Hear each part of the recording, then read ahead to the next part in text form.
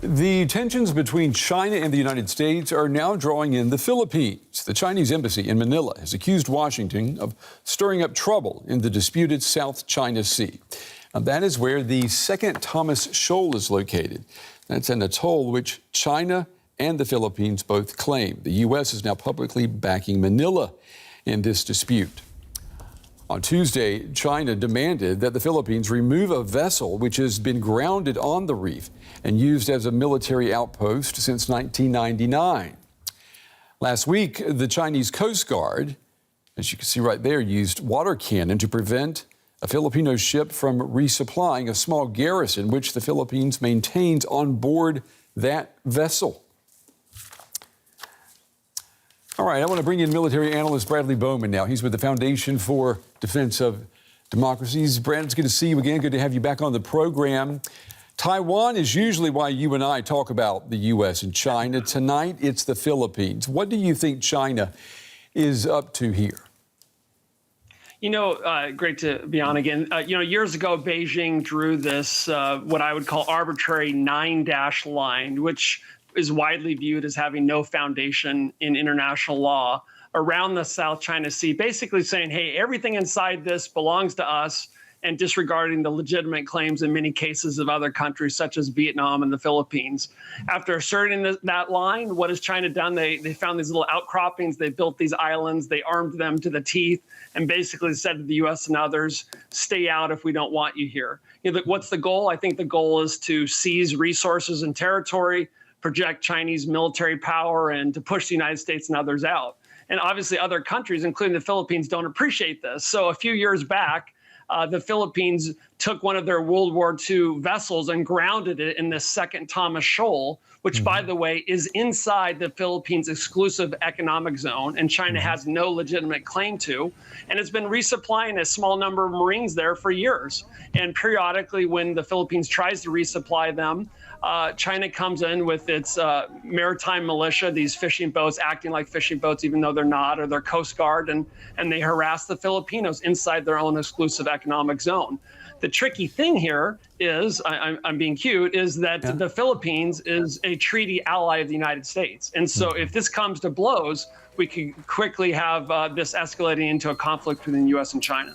Yeah, and that is what China is saying. China is accusing the U.S. of gathering allies now. You gather allies before you go to war, don't you?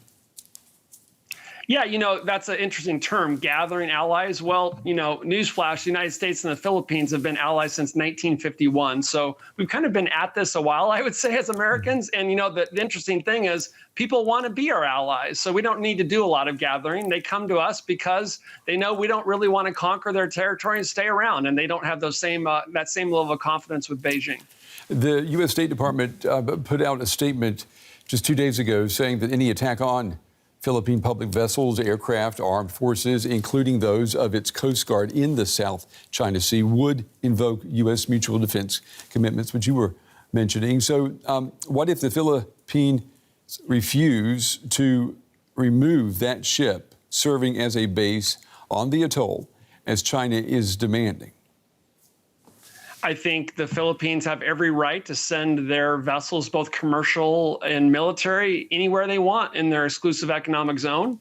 And China has no basis to claim that they need to remove it. So, so what gives them that right to say that? And what gives them that right to take this aggressive and frankly dangerous action toward the Filipinos? So I would really turn the question respectfully back at Beijing.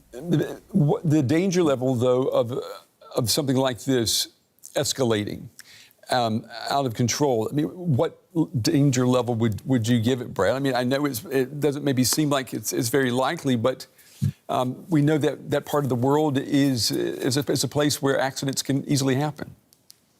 Absolutely. And we've seen instances in history where small things become big when there's a lack of communication or a misunderstanding. And that's why the U.S. has really been trying to have more reliable communications between the two militaries, and Beijing has pushed back on that. So I'd say we need to get better, more reliable communication, and Beijing needs to kind of stop these extra legal claims. But the most dangerous thing here is, I think, being soft in the face of a might makes right policy. I'd say weakness in the face of this is really the most destabilizing thing.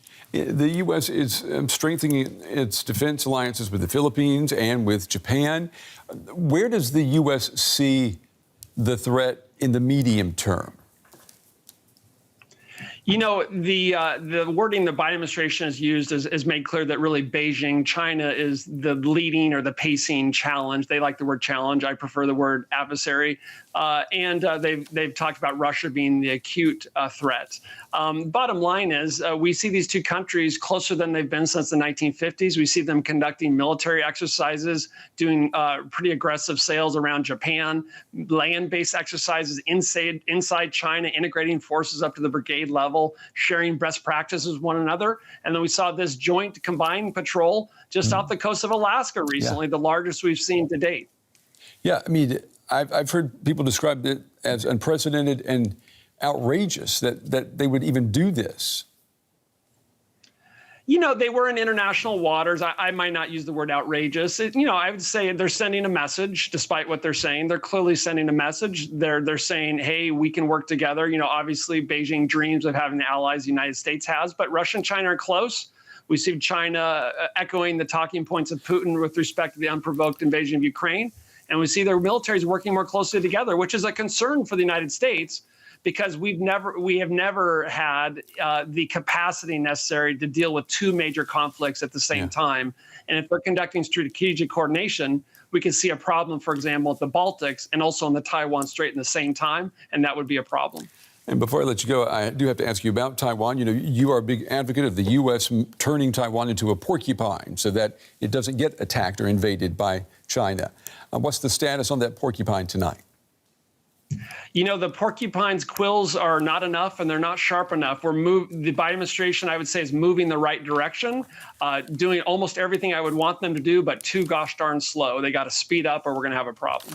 All right. Bradley Bowman with the Foundation for the Defense of Democracies. As always, Brad, good talking with you. We appreciate your insights. Thank you.